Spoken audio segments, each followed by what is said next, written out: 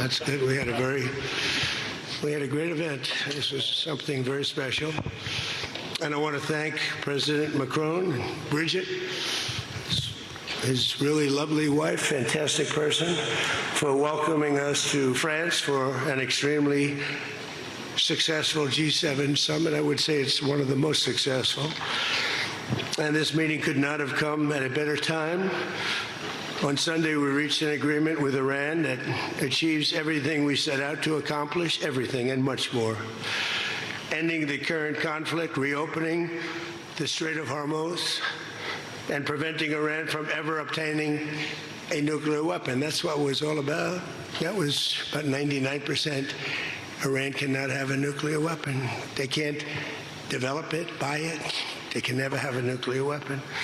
At the same time, with this announcement, or close to it, as people started to think it was going to happen when Iran was making some very positive statements, the stock market has surged to record highs, picking up thousands of points over the last short period of time, thousands of points.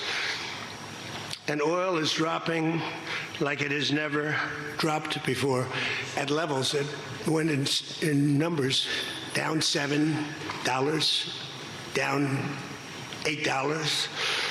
They've never seen anything like that.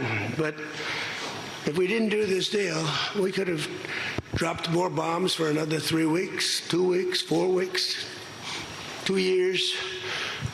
You would never have the Hormuz Strait open. You would never have success. Your market would have, instead of going up at levels that nobody's ever seen before, would go down at levels that nobody ever saw before, maybe except for 1929 or whatever. And you know, all the tough guys don't realize that this wasn't a 3-month deal. This was years in the making. You know why? Because I was the one that killed General Soleimani. And if I didn't kill General Soleimani, we probably wouldn't be talking right now about this deal, because he was a mad genius. They never were able to replace him. But a lot of people forget that. The tough guys, you know, the tough guys that would drive the country right down the tubes.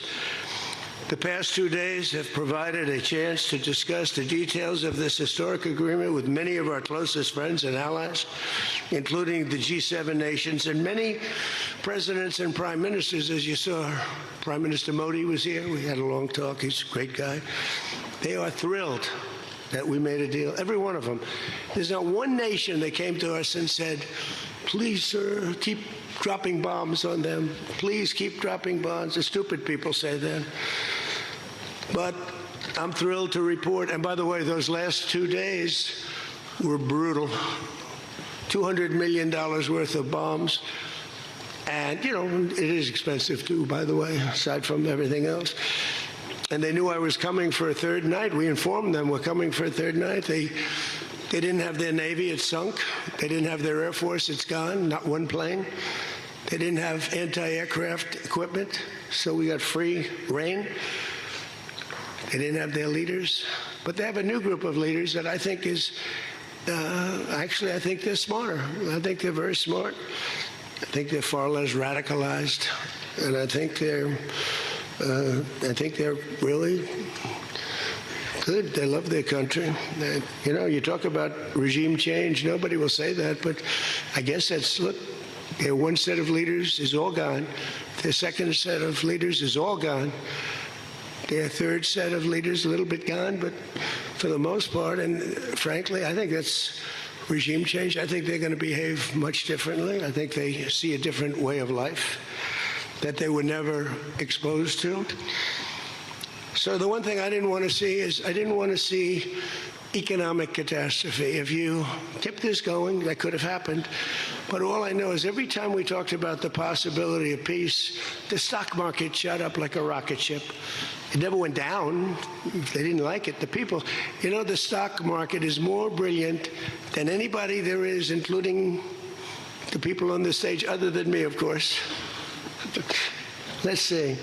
I don't know. What do you think, Scott? Is the stock market more brilliant than you? No, sir. Oh, that's a terrible statement. All right. The stock market is quite brilliant. And every time we said something amazing, like we're going to settle, it would go up. And every time we said something negative, like, guess what, we're not going to be able to settle, it would go down very big, Peter, right? Very, very big. Tells you something. And you know, I've studied presidents, some good, some bad, some great. Not too many are great, and some really bad. We had one just recently. And the one president I did not want to be was the late, great Herbert Hoover. I didn't want that, and who knows what would have happened. But bad things happen, so the past 2 days have provided a chance to discuss the details of the deal with the closest friends and allies, the heads of countries. They were all here, a lot of them, far more than the 7, as you know, a lot of them. And they put out a statement. I think President Macron, who did a great job, by the way, did a really fan, him and Bridget, they did a great job, but they all put out statements saying they love this deal because they want to see it over. And they love the fact that the hormones, don't forget, if we were going to drop bombs, let's say we went another month, another 2, 3 months, maybe weeks, could be another 3 months, could be whatever. What do you have left? Got maybe nothing, but you don't have, the strait will never be open because people that own billion-dollar ships, these ships cost $1 billion. They don't like sailing ships or having their ships participate when you go up the coast and you go through the strait and there are rockets flying over your head. They want to protect their $1 billion investment. You wouldn't have oil for maybe years. These are stupid people. But nobody was tougher than me. Nobody hit Soleimani. You know, when I hit Soleimani, people thought that was the biggest thing to happen in the Middle East for 50 years. That was the biggest event. He was the boss of Iran and respected, but he was a mad genius. He was a genius, the father of the roadside bomb.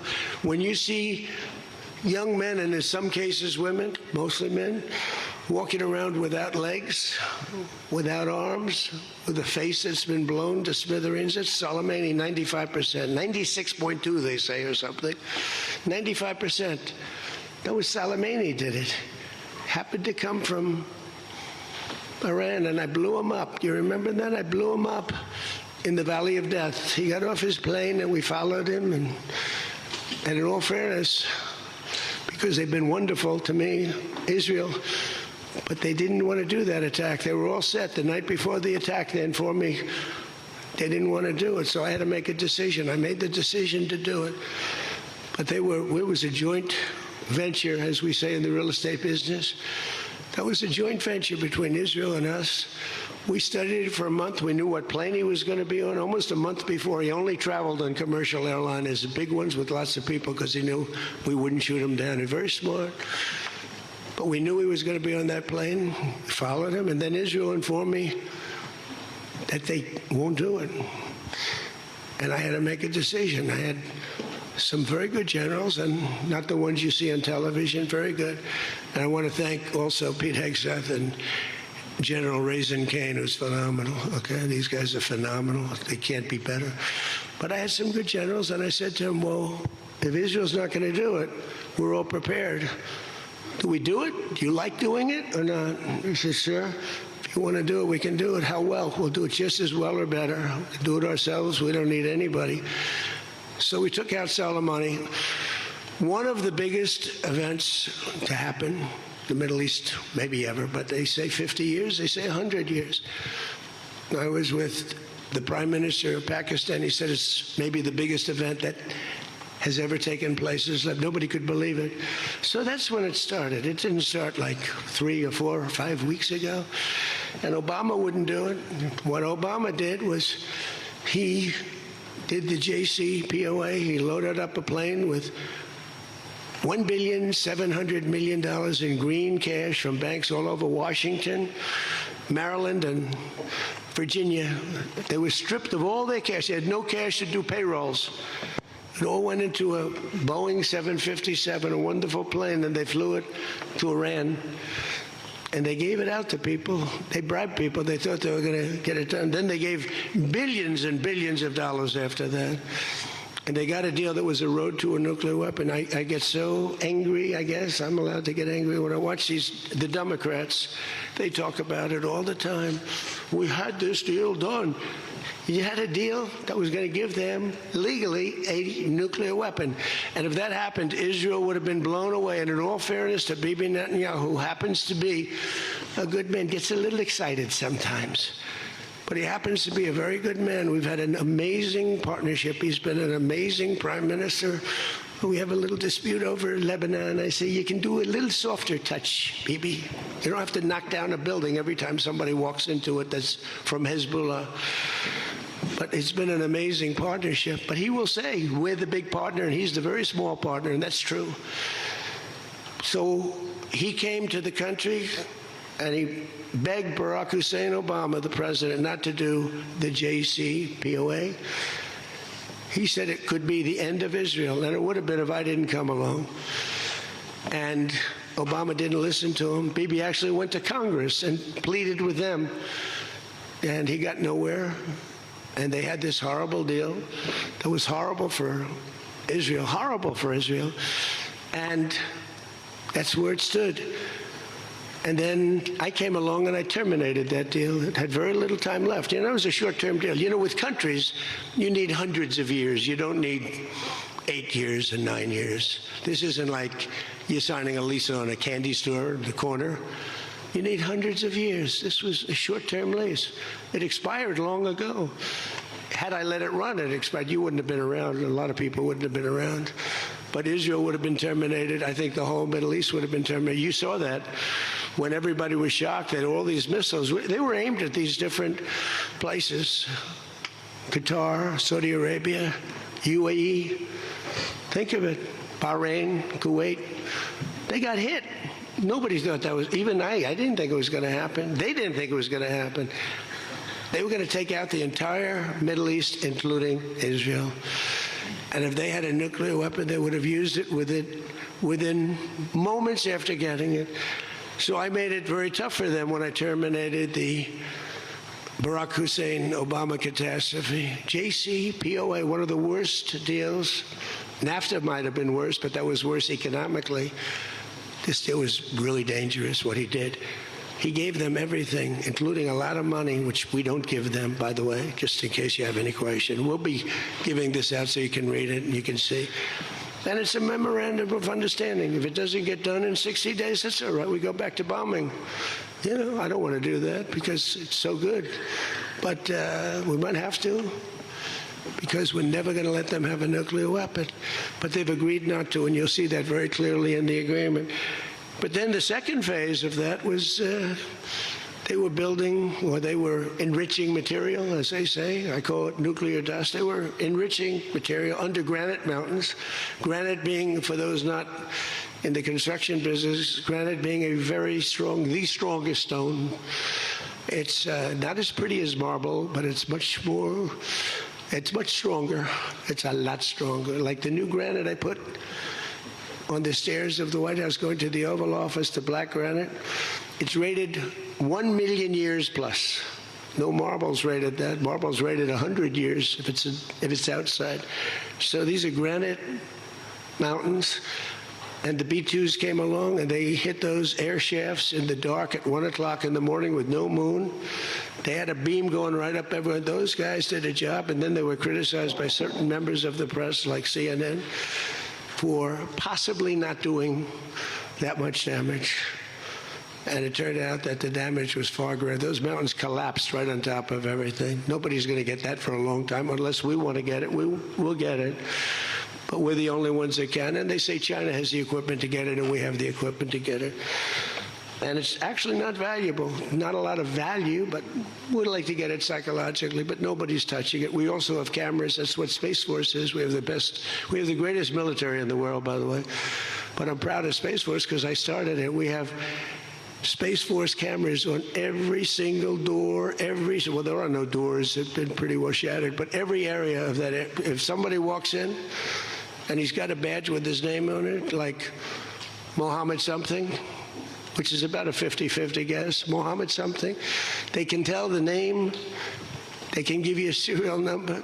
We can see things you wouldn't believe the quality of the stuff that we have. That's why we've been so successful. That's why our blockade will go down in the annals of history as being unbelievable. Nobody's ever seen a blockade like that. It's like a steel wall.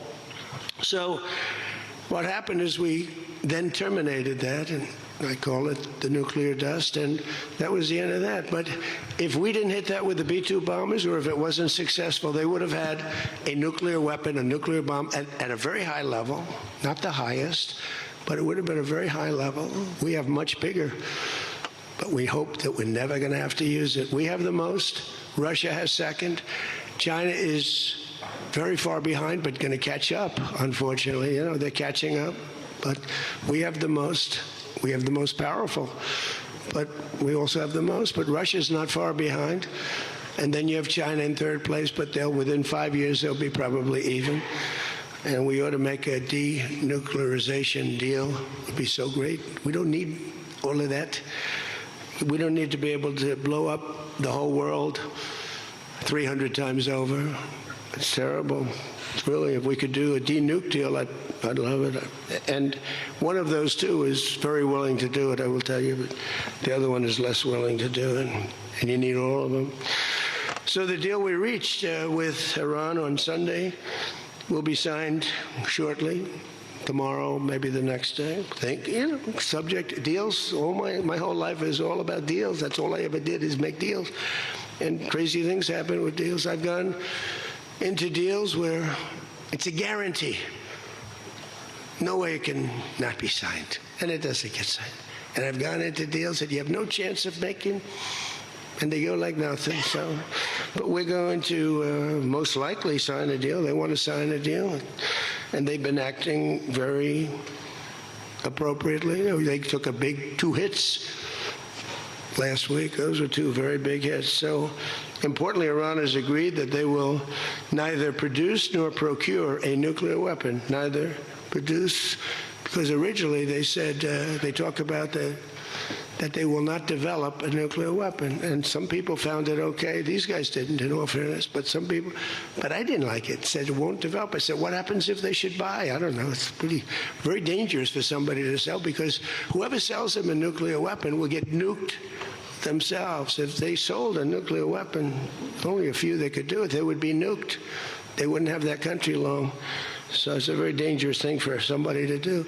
But I wanted it in there. So it's develop, procure, buy, anything. And you'll see that when you see the agreement, but it's appropriate that we release the agreement. And we did send a copy to Israel, by the way. They've been a good partner. Again, I think they could do better with respect to Hezbollah. I'm not saying they shouldn't protect themselves. I'm saying when 2 drones are shot into the desert and drop harmlessly, you don't have to knock down buildings in Beirut.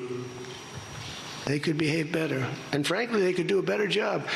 I love them as a partner. They were terrific. But they could do a much better job with Hezbollah. On that, I don't think they're doing well. And I feel very bad for Lebanon. Lebanon's been, it was a great culture. They had the professors, the doctors, the lawyers. It was an incredible culture, maybe the highest in the Middle East for years and years, centuries. And for the last 50, 60 years, they have been just trashed. They have been living in hell. So they'll work closely with us to turn over the so-called enriched material that's very deep in the bowels of the earth, very deep. Nobody can get it. So it's not important that we do it quickly, but we could do it fairly quickly. When we have a chance, we'll do it. But in the meantime, we have cameras on every inch of it. Nobody can do it. And if they do, we'll hit them with Patriots, that's all. And they'll be gone. And they know that.